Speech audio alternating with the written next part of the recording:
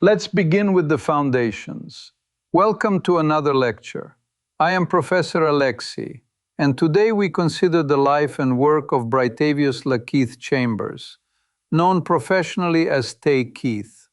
We will examine his Memphis-rooted trap aesthetics, his professional roles in contemporary recording practice, and his rather extraordinary journey from local uploads to international charts.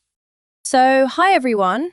I'm Priyanka, and I'm excited to learn how a producer's fingerprints travel from a small studio in Memphis to #1 records around the world.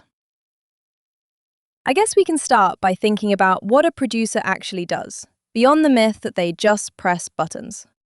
To frame our discussion, a definition. A record producer in this context steers the sonic architecture of a song, selection of tempo and key center, arrangement decisions, coordination of artists, and, crucially, the programming of drum and synth elements that define the track's rhythmic identity.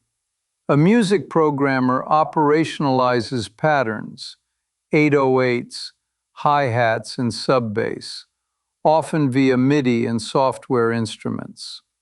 A songwriter credit attaches when these structural and melodic choices constitute authorship.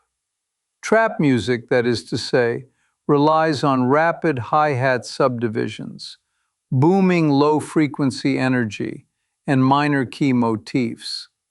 Memphis adds a gritty, percussive lineage that Tay Keith internalized early. Actually, before we go too deep, I want to ask something simple first.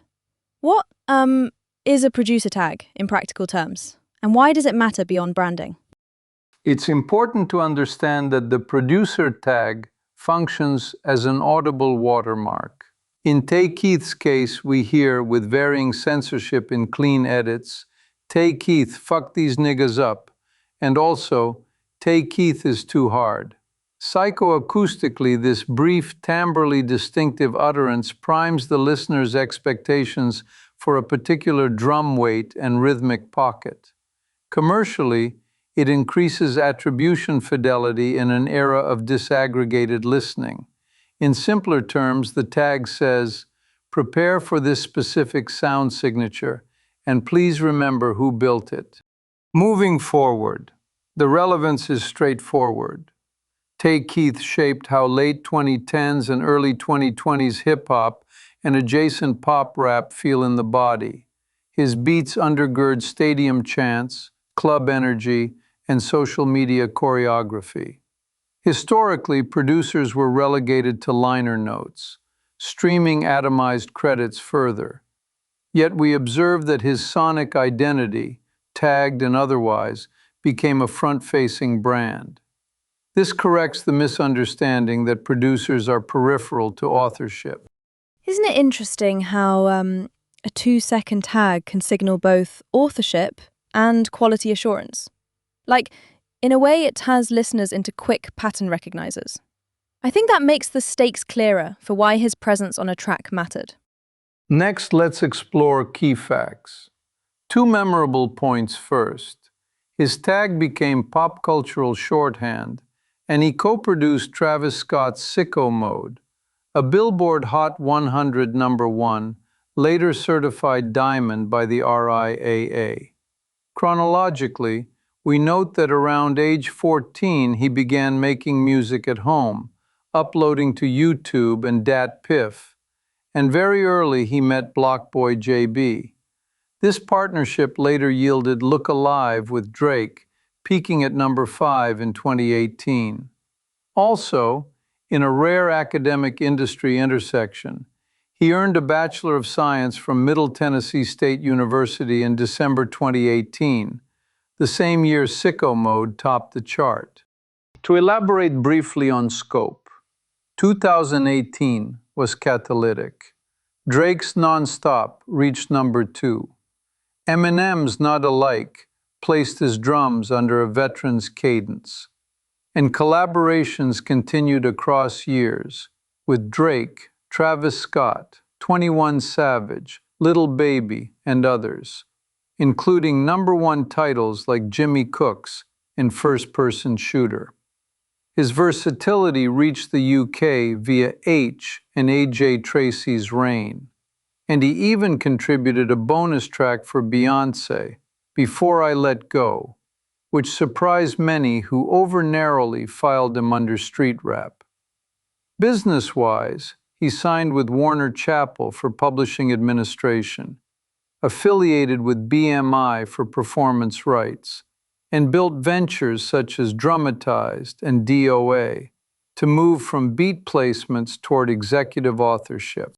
Speaking of personal connection, as a mathematician who appreciates modular forms, and if you will, modular beats, I admire the architectural logic in multi-section records like Sicko Mode. The piece shifts like a well-played middle game in chess. Tempo, timbre, and energy modulate without losing the through line of groove. It is rigorous design disguised as chaos, which naturally is our favorite kind. This logically leads us to 3 questions that structure today's inquiry. First, historically, how did early collaborations shape Tay Keith's ascent? Second, counterfactually, what if 2018's marquee hits, Sicko Mode and Non-Stop, had not happened? Third, in the present, what does his passing imply for artists, labels, and the study of producer authorship? Big question 1, historical. The East and South Memphis pipeline mattered. Meeting Blockboy JB as teenagers created a long horizon of shared experimentation. Serial mixtape work, the No Chorus series, and 2017's viral Shoot rehearsed the formula of emphatic drums plus negative space for ad-libs. When Look Alive landed with Drake in 2018, the translation from regional kinetic energy to mainstream radio was immediate. The point is path dependency. Years of iterative local collaboration optimized a sound that scaled rapidly once a global cosign arrived. Building on that, I'm curious about other early influences. Like, besides Blockboy JB, who or what else nudged his style into that recognizable lane? We observe a network effect across Memphis and the broader South. Work with Moneybagg Yo, Black Youngsta, Key Glock, and lineage ties to figures like Project Pat and Juicy J kept his drums anchored in a specific city grammar. Earlier out-of-market placements, Lil B in 2013, PNB Rock in 2014, signaled breadth. The DIY habit of uploading to YouTube and DatPiff cultivated speed and iteration discipline. Later, formal study at MTSU provided project management fluency. This combination, local texture plus operational rigor, made his beats travel while staying identifiably Memphis. Big question 2, counterfactual. Suppose Non-Stop and Sicko Mode do not occur in 2018. The likely outcome is not obscurity but a slower diffusion curve. Look Alive had already breached the Hot 100's upper tier, so demand was present. Nevertheless, a #1 and a #2 with Drake and Travis Scott recalibrate a producer's industry centrality. We can infer that festival set lists, A-list session invitations, and high-stakes singles, Khaled's Assemblies for instance, accelerated because those 2 records demonstrated both virality and durability at once. Can we say that those collaborations also changed the economics? Like, maybe better publishing leverage, more catalog value, and a faster path to executive roles? Clearly. Diamond and multi-platinum proofs move negotiations. A Warner Chappell publishing deal means global administration and synchronization reach. BMI tracks performance revenue at scale. With that backbone, ventures like Dramatized and DOA are not speculative. They become pipelines for A&R, catalog building, and equity in artist futures. Without 2018's twin shocks, these steps may still arrive, but later and with less bargaining power.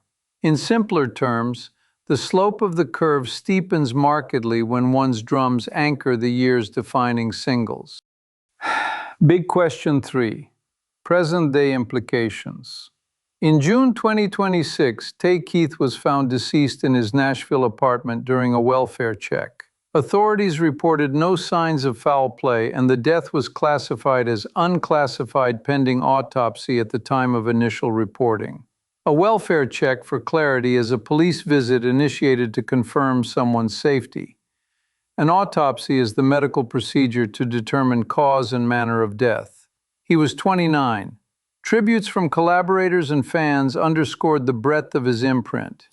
As we continue, we should distinguish speculation from data. Early news cycles sometimes contain metadata mismatches, so responsible accounts deferred to medical examiner findings. What we can analyze now is influence and infrastructure.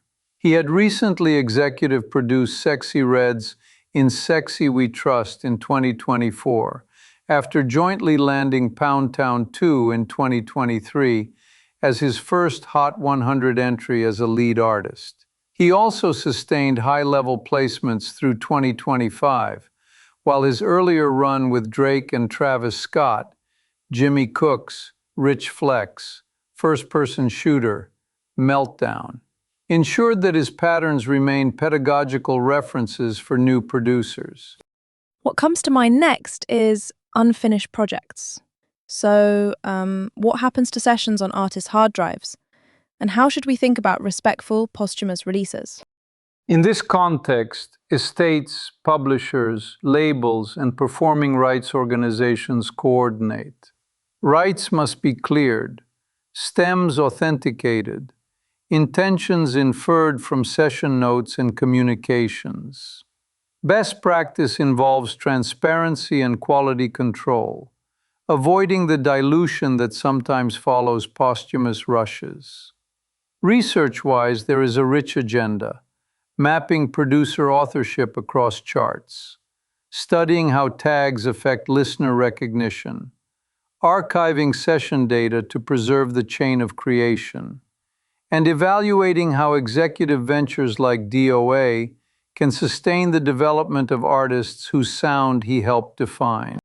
To summarize, Tay Keith was an American record producer, programmer, and songwriter whose Memphis-rooted drums and minimal menacing motifs traveled to international number ones. We examined how early collaborations, especially with Blockboy JB, primed a breakout, how 2018 Sicko Mode and Non-Stop steepened his ascent, and how his untimely passing reframes questions about authorship, archives, and executive stewardship in hip-hop. For further study, one might trace the quantitative life cycle of a producer tag across platforms, or analyze transatlantic adaptations from Memphis to the UK on records like Rain. So, I guess that kind of sums it up. From homemade uploads to Diamond Records, and from beatmaker to executive, the arc is both technical and cultural. Thank you, Professor, and thank you all for listening. This concludes our lecture for today. Be well and, as it were, keep your ears attuned to the drums that move the room.